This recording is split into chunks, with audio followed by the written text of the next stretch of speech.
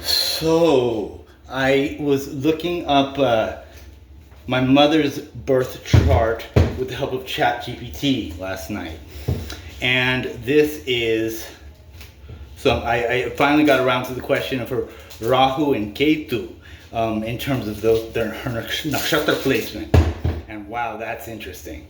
Because what ChatGPT was saying was that it's something like she in past lives had cultivated her spirituality quite a lot, and in this life is meant to as her Rahu, that is, to cultivate like hands-on skills. Hasta, the nakshatra Hasta, has as its symbol the hand, and so you can. And now looking at her life's history, we can see all the signs of a Rahu in that realm, because she is both very engaged and struggling with the issue, and also rather incompetent and stumbling and bumbling, but not giving up, And that's what Rahu is, right? We're not skilled in the Rahu area. That's our weak area. Fascinating, intriguing, exciting, overblown expectations and all that, but still it's our weak area, not our strong area. So, totally makes sense with her that would be the case then. So then, that puts in an entirely different light the idea of my leaving. Because one of the things that she's complained about so much while I've been here is that our finances being intermingled, she can't keep track, she keeps saying, of like her expenses or her income, like money, you might say. And why that was so distressing for her? Well, from the astrological perspective, given her Rahu placement, that would be so distressing because that's taking away from her the active engagement with the challenging task that she's called to do in this lifetime. So when I would leave, then she's got this much income, she's got this much, then she can decide, how am I going to handle my expenses? What am I going to do? Am I going to try to get more income? I'm going to cut down my expenses, and there won't be a partner, a commingler, because everybody else will be enough separate not to be, commingled with her. And so she'll really get to have a chance to tackle all those practical issues, which I was thinking she's too incompetent to tackle, and she is kind of incompetent in it. But when I'm out of the picture, she's going to have plenty of will and energy to tackle it. Isn't that a trip? Wow, misread the whole darn thing.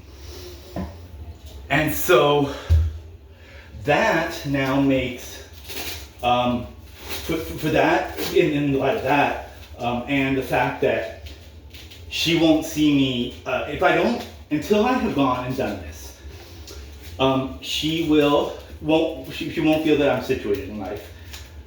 And she will also even feel a little bit of the shame of having a son that hasn't flown the nest. So those are all downsides of staying. And I know she'll be happy about my being there where I'm supposed to be. And not, thinking about, just where I'm supposed to be, doing my thing. And that kind of puts me out of fucking excuses. God damn it. Why does any dhamma that doesn't make you feel as if something is being forced upon you not a true teaching? So, yeah, I think it's not that I'm going to be leaving next week and whatnot, but this whole idea that there's going to be some intermediate stage of now more worldly stuff between me and my destiny as a monk, man, that's just my naughtiness talking, and I don't always have to follow my naughtiness, because I'm not going to be building anything I'm going to take into the rest of my life. Okay, I gained some skills with how to deal with women in romantic relationships, fine. I'm not gonna be dealing with women in romantic relationships. I'm okay. I gained some more job, career skills, whatever. I'm not gonna be having a job. Okay, so I got even more dialed in on my lifting. I'm probably gonna just be doing some body weight stuff and that's to be healthy and that'll be that. So I'm spending all this energy building up skills that I'm not gonna be using and not building up skills that are gonna constitute my success and happiness for the rest of my life. And ain't that just too much to abide by? I mean, really. At a certain point, you just gotta say, enough is enough.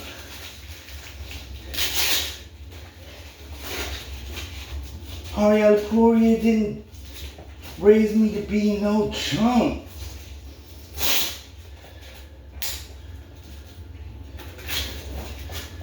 So, timeline then becomes something on the realm of months. Under a year, more than a month. That's what I think we're looking at. Which makes, like the things that I maybe thought I had 3 years to do, now I have, condensed into like 1/4 that time or something like that. It's like, okay, gotta get my leg healed, gotta get my health straightened out, a few issues, gotta get, everything situated so that I'm ready to go. There's some work to do. And it's finishing that work that is the thing that is gonna take, the thing that needs to happen before I go is just finishing that work. And it's work that I can be doing today. There's no reason why I can't. So it means I got work to do at the point. And the excuses of I gotta be here for my mom, I know I did doubt it. I didn't really believe it, but maybe I 70% believed it. But there was of course the higher self saying, man, the higher, the higher thing is not that. You're just making excuses or you're making whatever, because everybody's gonna be better off when you do that. So the true higher knowledge and the true self have won out, I would say, at last. And I can start treating each day now as one of the perhaps few remaining in the circumstance and make the best of it and do what I can with it, because it's going to be over before I realize it. My friend.